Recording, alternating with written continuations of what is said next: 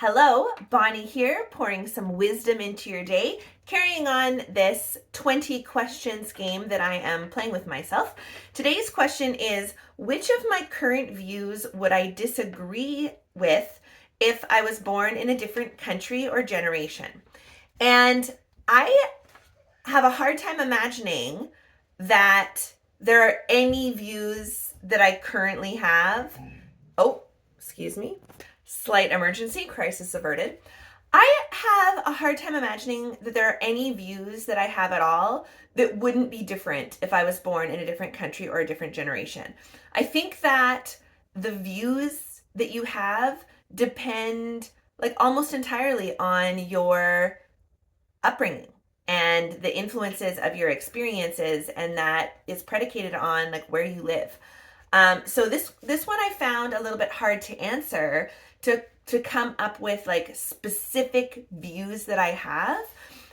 But as I was thinking about it, some memories that came up that I have of experiences I've had that I think I would feel differently about if I was part of that culture, perhaps. So I've got three examples of things that reflect why I think that it would be different if I was part of that culture. Okay, so one of them is I was an exchange student to Mexico through Rotary when I was 18, 19.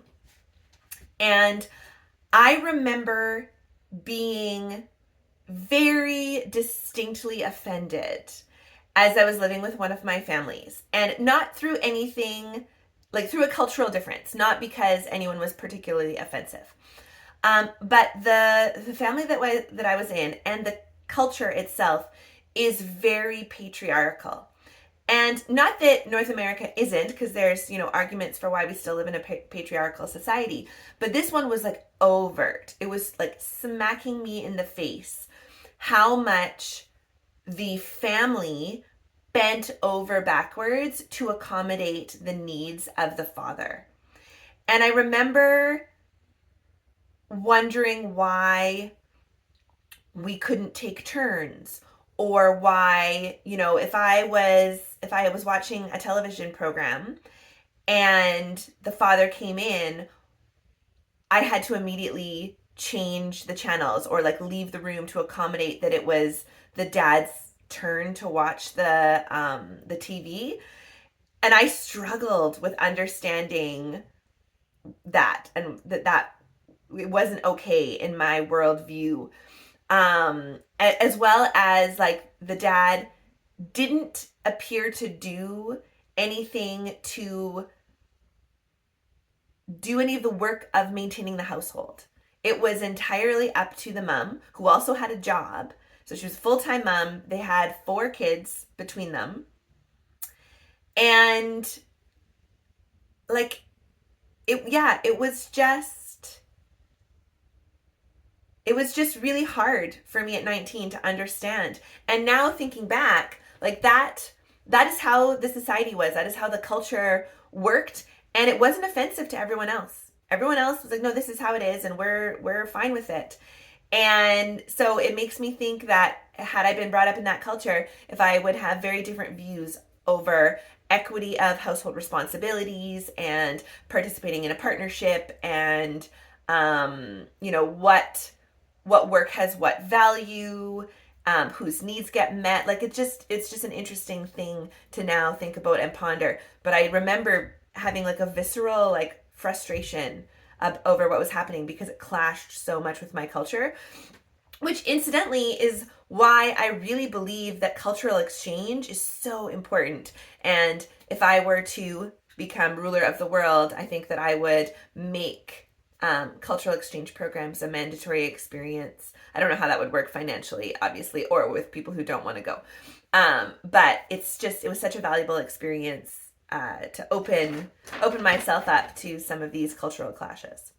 So then another one was, oh my gosh, so my grandfather was a farmer, and and we're also Scottish. So apparently, I didn't learn this until quite later in life.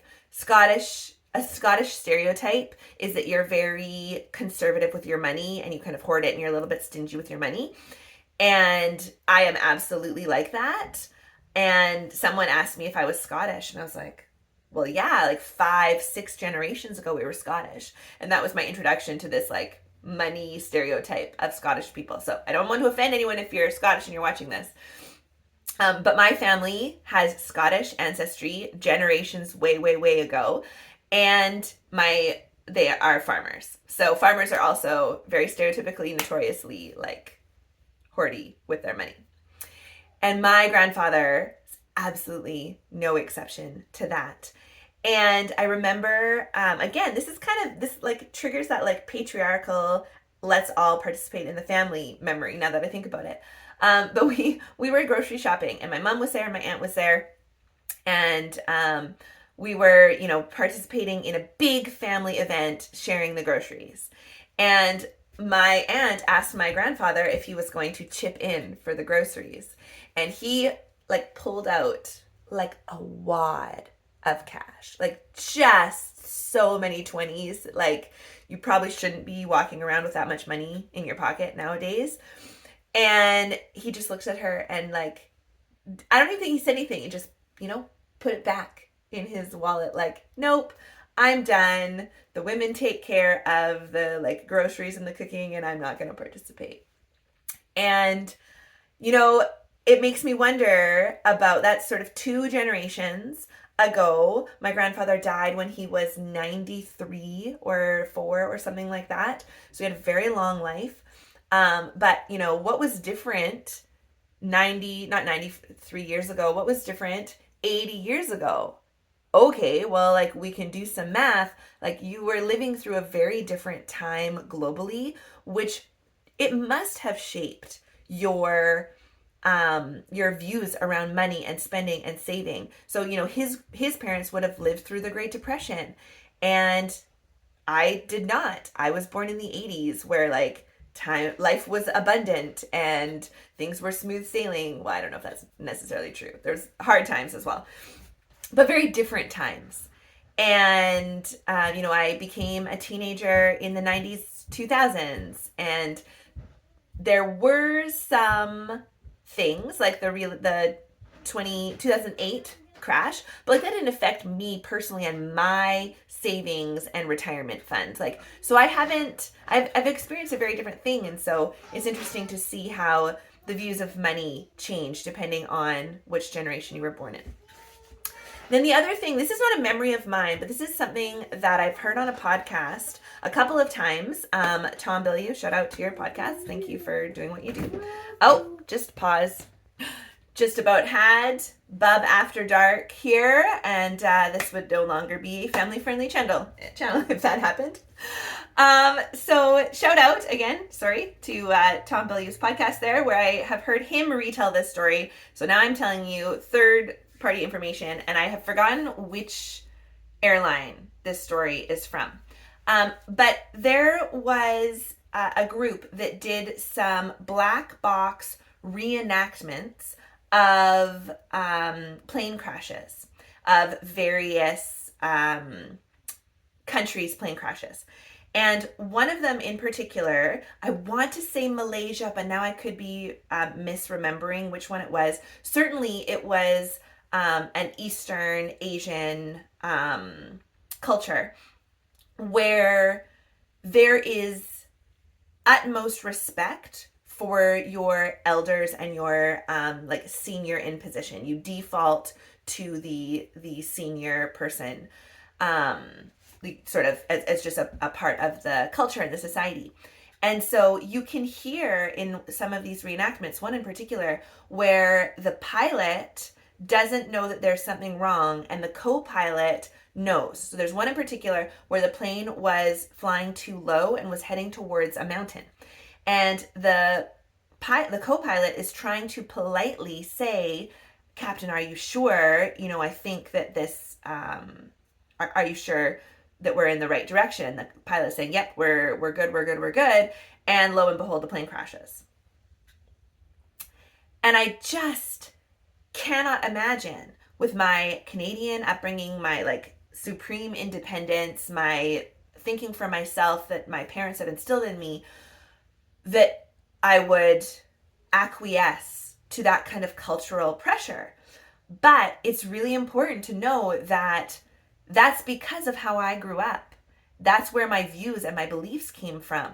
And so, yes, if you put Bonnie at 37 into that same situation, absolutely not would I just acquiesce and let the pilot, tell me if I knew something was wrong.